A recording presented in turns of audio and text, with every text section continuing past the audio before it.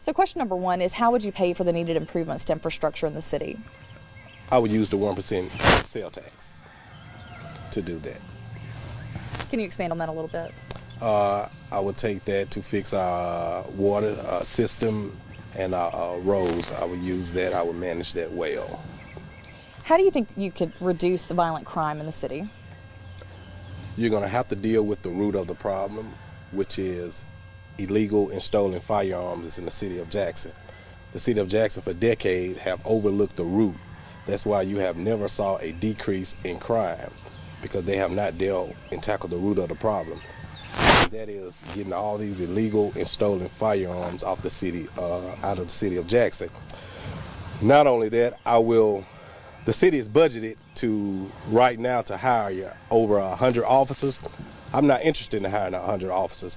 What I'm going to do is take care of my existing officers that are here.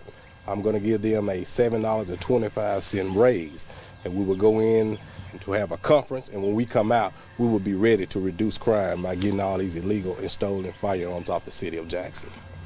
Do you think that the perception of the city needs to change or be improved, and how would you make that change if so? The city really is in dire need of leadership. They need a leader that has compassion. They need a leader that knows how to manage money. They need a leader that knows how to lead people and take in consideration the citizens and the city itself. So what I would do, by virtue of the fact that God have ordained and called me to lead people, I'm stepping up to the plate and I'm doing what I do best and what I was called to do, and that's to lead.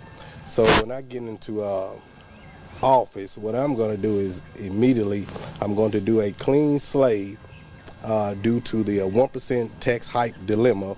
The people paid their 1%, and the city dropped the ball. We still had bad drainage, we still have contaminated water, and we also still have low pressure in the city of Jackson. So what I'm going to do, all residents that owe outstanding bills, $1,000 and $2,000 bills and things, what we're going to do, we're going to wipe all of that clean, and then we will immediately start a clean slate. It will be stipulations, meaning that our customers will have to pay, like, I think a total of like $65.78, and then we will read digital meters from that point on. But the city do need a leader to lead the people and not bully the people and things. And out of all of that, my biggest phenomenal thing that I'm going to do to the city, I'm going to revive a commercial building, and I'm going to call it Reviving the City Temple. And what will take place in this temple, I will extend my hands out to all denominations throughout the city of Jackson, and what we'll do, we will meet at this place and we will pray for the city of Jackson, because the city of Jackson have allowed so many spirits to invade the city and descend down and rest upon this city, and you cannot have a leader that can conquer this city just from a natural standpoint. You need a leader that has the ability to conquer this city from a natural and spiritual standpoint. So we're going to be fighting this thing from a natural standpoint and a spiritual standpoint.